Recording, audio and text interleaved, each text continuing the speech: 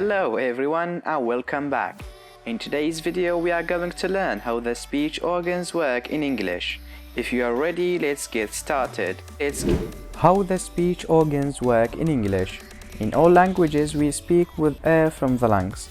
We draw it into the lungs quickly and we release it slowly and then interfere with its passage in various ways in its various places.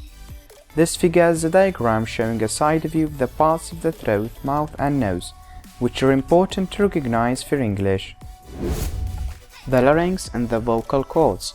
The air released by the lungs comes up through the windpipe and arrives first at the larynx. The larynx is a structure at the top of the windpipe from the lungs which contains the vocal cords. But what's the vocal cords? The larynx contains two small bands of elastic tissue which can be thought of as two flat strips of rubber lying opposite each other across the air passage. These are the vocal cords.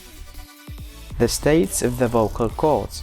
The vocal cords have three states which are voiced state. The vocal cords are brought together quite gently. The air from the lungs will be able to force them apart for a moment, but then they will return to the closed position. Then the air will force them apart again, and they will close again, and so on. It's also worth to mention that in this state there is a vibration. Voiceless state. The vocal cords drawn apart so that the air can pass out freely between them, and there is no vibration. Glottal stop state. The vocal cords are brought together tightly. No air can pass through them, and if the lungs are pushing air from below, this air is compressed. If the vocal cords then open suddenly, the compressed air bursts out with a sort of coughing noise. The palate is the roof of the mouth which is divided into soft palate at the back, the hard palate in the middle, and the alveolar ridge just behind the teeth.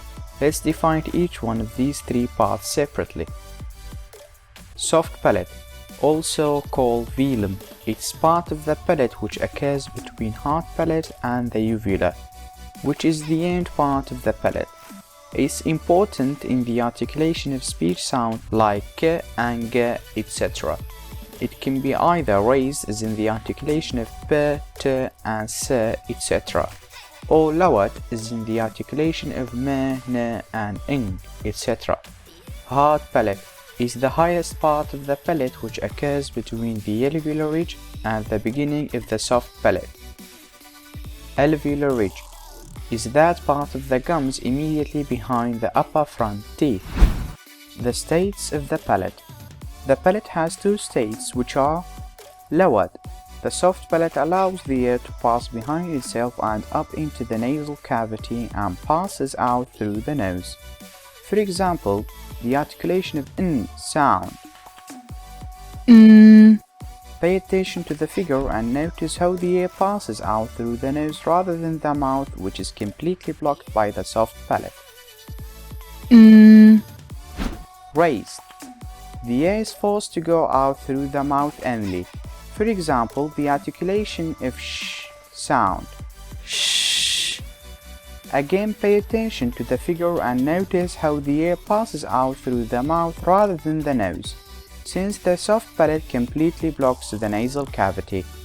Sh. The tongue. The tongue is the most important of the organs of speech because it has the greatest variety of movement. Although the tongue has no obvious natural divisions like the palate, it's useful to think of it as divided into four parts: tip, blade, front and back, as shown in the figure. The tip and the blade are particularly mobile. They can touch the whole of the lips, the teeth, the alveolar ridge and the hard palate. The lips.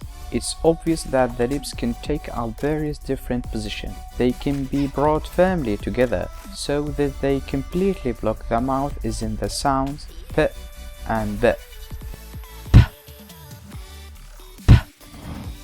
They can be brought into contact with the upper front teeth as in the sounds f and v.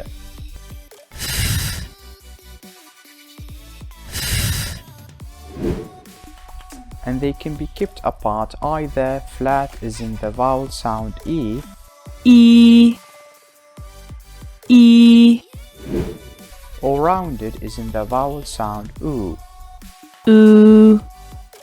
Oo. We've reached the end of the video. Thanks for watching and hope you learned something useful.